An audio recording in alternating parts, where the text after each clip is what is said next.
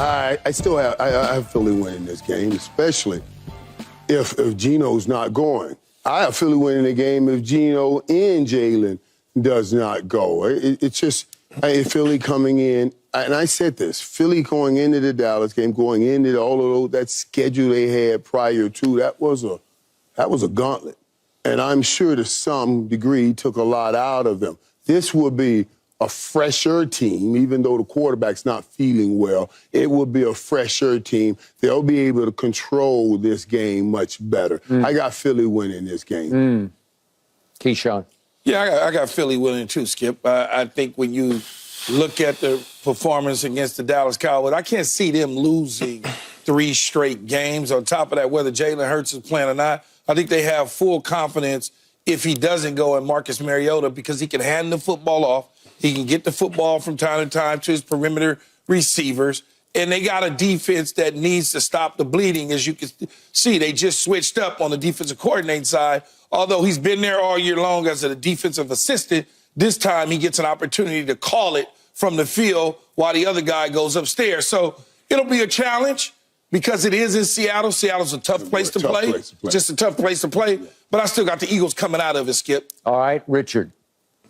Yeah, I mean, I got the Seattle Seahawks, especially if Geno Smith plays. Yeah. If Jalen doesn't play, I definitely got the Seattle Seahawks winning, and it should be comfortable. Their defense in Philadelphia hasn't played well. Darius Slay is out this game, so Keely Ringo, the rookie out of Georgia, a guy who I'm very familiar with, helped him out during the draft. You know, you tried to get him prepared. He's starting in his first game back home against DK Metcalf. That's really not the matchup you want in your first game, honestly. But it'll be fun to see what he gets a chance to do in this game.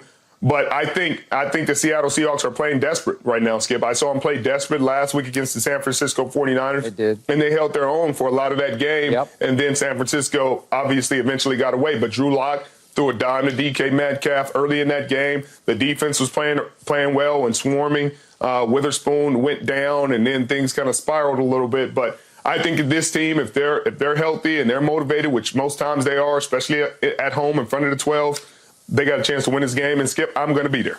Are you? So do you have any inside knowledge on Geno? What's your gut feeling on whether he can go or not go? My gut feeling was he was really close to going last week, and he really wanted to go. I feel like he's going to go this week, but that's just my gut. That's no insider information. That's just how I feel. Okay. I'm with Richard, but I'm picking with my heart over my head. I'm going with the Seahawks just because I need the Seahawks to win this game. I would love it if Geno did play because I'm not the biggest Drew Lock fan.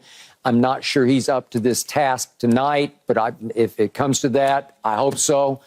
All I know is it is a rare instance when a defensive coordinator gets replaced in mid-season, in midstream, and that was shocking to me. Matt Patricia has done this at a high level for Bill Belichick. He did not prove to be much of a head coach, but I do think he's a very good defensive coordinator, but that was a shocker to me, and it shows Philly's desperation on defense. I said from the start, Philly is not very good on defense, and I stick with that. I don't know if Matt Patricia can infuse it with new energy and new schematics where it looks different. It's just not, especially if you take Slay out, now you really got a problem. I'm a little nervous about the Philadelphia defense with Matt Patricia calling it. It's easy to call some things when you right next to the guy and you got the quarterback on the other side and Tom Brady, and you have the label as DC with Bill Belichick. That's a fair point. Really running the show. You know what I'm saying? Yeah, that's a fair point. It's just a little different being on the sideline, Sherb, in Philadelphia without Belichick. It's just a little different.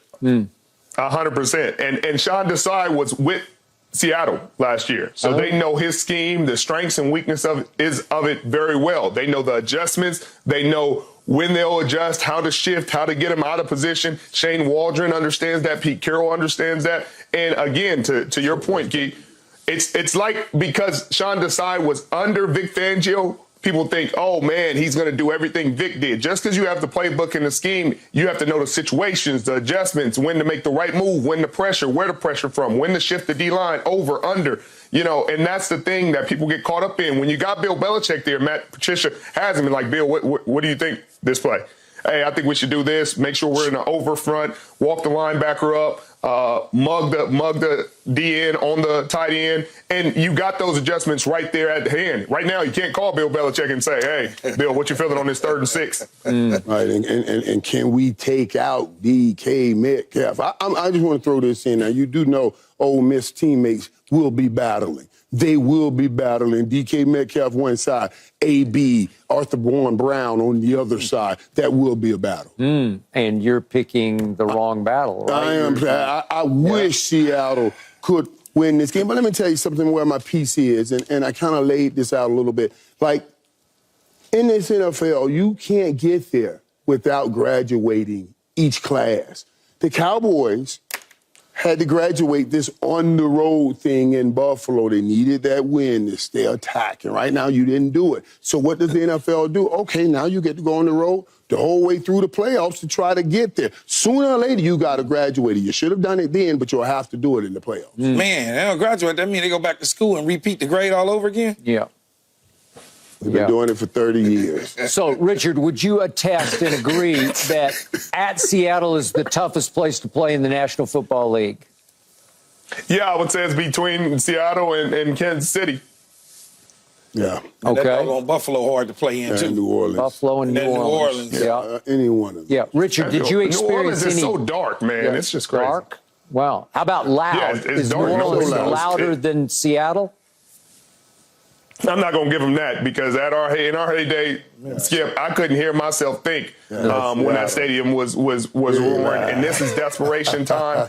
This is a time where they're fighting for their playoff lives. Monday Night Football prime time. Yep. Pete Carroll, we all talk about his prime time record. There's a reason for it. See, Yep. Seattle takes such pride in their 12th man. Even when Texas A&M try to do it, they sued. No, you can't do that. So you know what I mean? But now in New Orleans, man, when we played in New Orleans, I literally felt my bones shaking inside my body. It was so loud, and I was like, oh, my God. I ain't never want to leave a game so fast. I was like, we done lost. Let's get out of here. So that's a scary place. So all I got to say is fly, Seahawks, fly tonight at home.